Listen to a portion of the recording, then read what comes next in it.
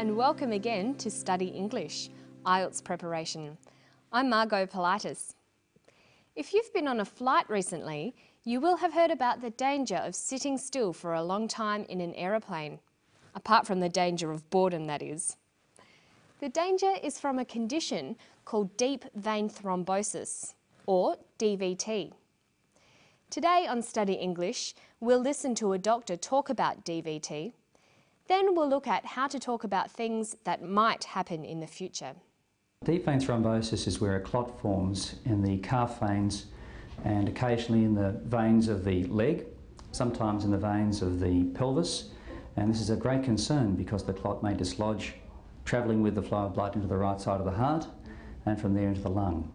When we're travelling on long-haul flights, several things happen. First of all, we're stationary. We're not moving our legs, so there's no physiological compression of the calf muscles.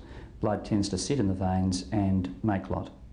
Number two, the environment is dry. We dehydrate. We may drink some alcohol. We dehydrate even further. Alcohol is a diuretic agent. It results in us actually drying out, and that makes the blood a little bit thicker and stickier. And these factors lead to clotting. Sometimes, perhaps particularly in the economy section of an aeroplane, we may be a little bit cramped and our leg may be slightly compressed on the seat. This could further prevent blood flow back to the heart and trap blood in the leg where clotting may occur. Dr. Crantock was talking about things that could happen, may happen, or perhaps will happen in the future. Perhaps is an adverb. It's a word like maybe or possibly. It gives a statement the sense that the speaker is not sure if the thing will happen. Perhaps I will means the same as possibly I will or maybe I will. May and could are modal verbs. May has a number of meanings. The most common use is when you are asking permission. May I come in? Yes, you may. But the other use of may is to talk about possibilities in the future. I may come in tomorrow means in the future I will possibly come in, but it's not definite. Could has a number of meanings too. The first is ability. When I was little, I could swim, means when I was young, I was able to swim. But could is also used to express future possibilities. It could rain tomorrow. It's not definite, but it might rain. Dr. Crantock is talking about what can happen sometimes on flights, but it won't definitely happen. Listen again. Sometimes, perhaps particularly in the economy section of an aeroplane, we may be a little bit cramped and our leg may be slightly compressed on the seat. This could further prevent blood flow back to the heart and trap blood in the leg where clotting may occur. So for speculating or thinking about what will happen in the future, we can use adverbials like possibly or perhaps. We can use modal verbs like may and could, and we can use phrases like I guess, I imagine, I suspect. So in the clip, he says blood clotting could occur. We can also say blood clotting may occur. Blood clotting will perhaps occur. Blood clotting will possibly occur. I suspect blood clotting will occur. Notice that the adverbials can occur in a number of places in the sentence. Blood clotting will perhaps occur. Perhaps blood clotting will occur. Blood clotting perhaps will occur. Blood clotting will occur perhaps. Listen to Dr. Crantock and the way he structures his argument. Listen for a topic sentence and for the way he lists the different ideas. When we're travelling on long-haul flights, several things happen. First of all, we're stationary. We're not moving our legs, so there's no physiological compression of the calf muscles. Blood tends to sit in the veins and make clot. Number two, the environment is dry. We dehydrate. We may drink some alcohol. We dehydrate even further. Alcohol is a diuretic agent. It results in us actually drying out, and that makes the blood a little bit thicker and stickier. And these factors lead to clotting. The first sentence is the topic sentence. He said, when we're travelling on long-haul flights, several things happen. So we know from this topic sentence that he's going to tell us about travelling on long-haul flights. But there are lots of things you can say about travelling on long-haul flights, so he says something else in this sentence that gives us more information. He says, several things happen.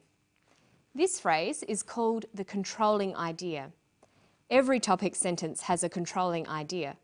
It tells us what the focus of the paragraph will be. So he's going to be discussing several things that happen on long-haul flights. In the rest of the paragraph, he lists some of the things that happen. He raises the points one by one and discusses them in detail. When we're travelling on long-haul flights, several things happen. First of all, we're stationary. We're not moving our legs, so there's no physiological compression of the calf muscles. Blood tends to sit in the veins and make clot. Number two, the environment is dry. We dehydrate. We may drink some alcohol. We dehydrate even further. Alcohol is a diuretic agent. It results in us actually drying out, and that makes the blood a little bit thicker and stickier. And these factors lead to clotting. Dr. Crantock says, first of all, we're stationary. This is the first factor in his argument. People are stationary or sitting still. He says, number two, the environment is dry. This indicates it is the second factor in his argument. Moving on through the argument, you can keep discussing factors by using transition signals, such as another factor is, in addition or additionally, furthermore, above all. You could also use next, but this is quite informal as well. The last reason or item in the list could be introduced by lastly or finally. It's good practice to watch out for these transition devices when listening to someone talk. They'll help you to follow an argument more clearly. Finally for today, let's look at some definitions. Dr. Crantock gives a definition of the condition he is talking about because it's an unusual medical term. Deep vein thrombosis is where a clot forms in the calf veins and occasionally in the veins of the leg, sometimes in the veins of the pelvis. He says, deep vein thrombosis is where a clot forms in the calf veins. This is a common pattern for giving a definition. First, name the thing being defined. In this case, it's deep vein thrombosis. Secondly, use the verb to be, is or are. Here we'd say deep vein thrombosis is. Thirdly, we can write the class. What kind of thing is it? In this case, DVT is a medical condition. So we might have deep vein thrombosis is a condition. Next, we use a word like which, who, where, or that. Deep vein thrombosis is a condition where. And finally, we give the characteristics of the thing. This could be a physical description or a description of behaviour. In the case of a medical condition, this would most commonly be the symptoms or effects of the condition. Deep vein thrombosis is a condition where blood clots form in the veins. Let's try a couple of examples. What is a computer? It stores and processes information. A computer is a machine that stores and processes information. What is an accountant? Well, we have the phrase analyses and deals with finances. An accountant is a person who analyses and deals with finances. And what is the time? The time is something that we have run out of for today. See you next time on Study English. Bye-bye.